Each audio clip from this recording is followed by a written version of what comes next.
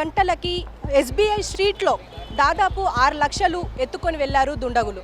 అయితే ఈ దుండగులు ఎవరు, అసలు రిషద్ అనే వ్యక్తిని ఎందుకు టార్గెట్ చేశారు అంటే ఉదయం ఆయన ఎప్పుడైతే ఇంటి నుంచి బయలుదేరాడో అప్పటి నుంచి ఫాలో అవుతూ వచ్చారు అని చెప్పేసి అంటున్నారు.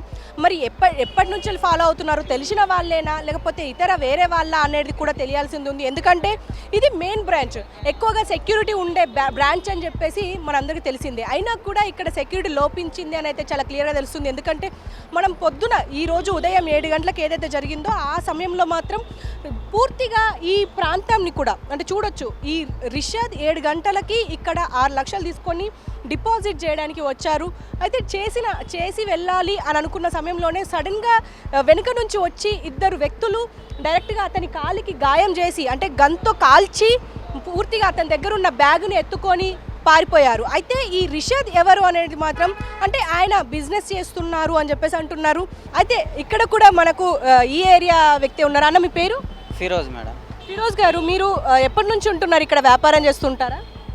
యాక్చువల్ నేను దాని పక్క షాప్ ఐడియం ఇంటర్బాగ్ డ్రగ్ మార్ట్ ఉంది, అక్కడ పనిచేస్తాను నేను.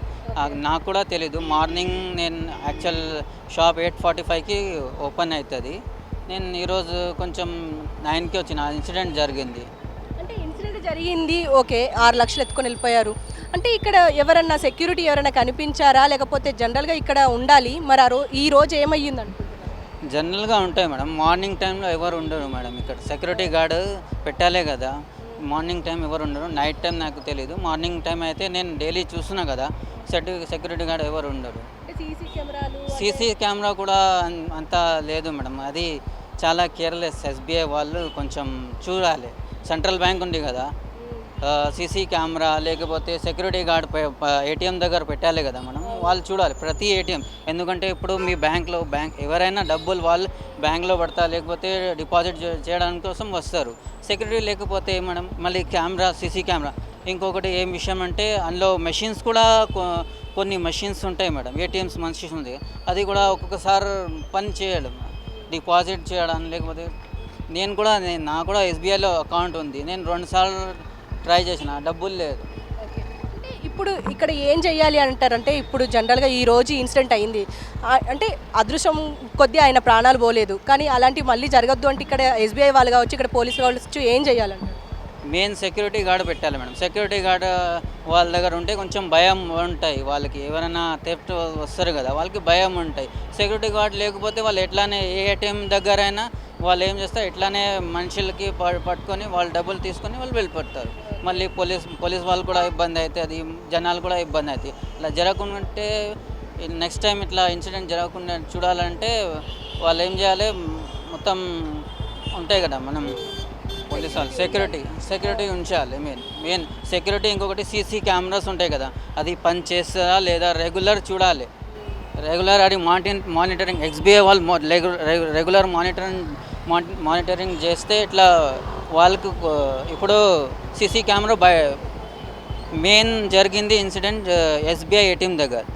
వాళ్ళు పక్క షాప్లో వచ్చి సీసీటీవీ కెమెరా అడుగుతున్నా.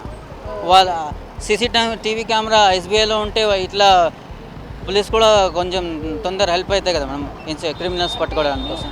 పక్క షాపుల్లో వచ్చి సీసీ కెమెరా ఫుటేజ్ అడుగుతున్నారు, వీళ్ళ దగ్గర లేదా అని మీరు క్వశ్చన్ చేస్తున్నారు? క్వశ్చన్ కాదు, వాళ్ళు చూసిన వాళ్ళ దగ్గర ఎస్బీఐ దగ్గర ఉన్నాయి అనుకుంటా, కానీ క్లియర్ కనిపిస్తలేదు. ఒకసారి మీరు చూడండి ఎవరు వచ్చినా వాళ్ళు చూస్తారు.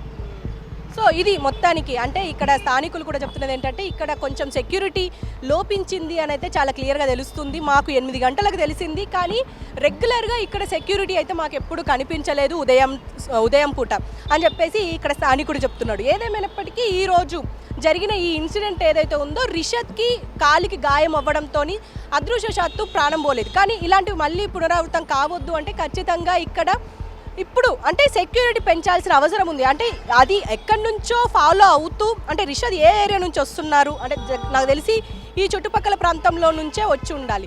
అయితే అతన్ని మొదటి నుంచే కన్ను వేసి ఉండాలి. అదేవిధంగా వెంటనే ఫాలో అయ్యి డబ్బులు లోపలికి వెళ్ళకముందే డైరెక్ట్ అటాక్ చేసి డబ్బుల బ్యాగులు లాక్కొని వెళ్ళిపోయారు. ఏదైనప్పటికీ ఇక్కడ మొత్తం సీసీ కెమెరాలు అయితే మొత్తం వెతుకుతున్నారు పోలీసులు. దాదాపు 100లకు పైగా సీసీ ఫుటేజ్ని సేకరిస్తున్నారు. అందులో ముఖ్యంగా ఏదైతే డీమార్ట్ దగ్గర ఉన్న ఆ ప్లేస్లో బట్టలు మార్చుకొని క్యాపులు పెట్టుకొని పారిపోయారు అని అంటున్నారు. మరి వాళ్ళు ఎవరు, ఎక్కడి నుంచి వచ్చారు, వాళ్ళ నేర చరిత్ర ఏమైనా ఉందా అనే కోణంలో ప్రస్తుతం పోలీసులు అయితే ఒక పక్క సెర్చ్ చేస్తున్నారు. 5 బృందాలుగా విడిపోయి మరి అంటే అవుట్స్కట్స్లో కూడా పూర్తిగా దీనికి సంబంధించి అంటే ఈ ఇద్దరు దుండగులు ఎక్కడెక్కడి నుంచి అంటే ఏ ఏరియా పాస్ చేస్తూ వెళ్ళారు అనేది కూడా చూస్తున్నారు. ఈ ఏరియాలోనే దాదాపు ఉదయం పూర్తిగా రక్తం మడుగులతోనే ఉండింది.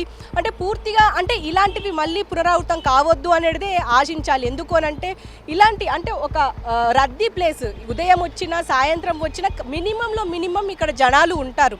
మనం సీసీ ఫుటేజ్లో చూసుకున్నా కూడా అక్కడ జనాలు మనకు కనిపిస్తూ ఉన్నారు.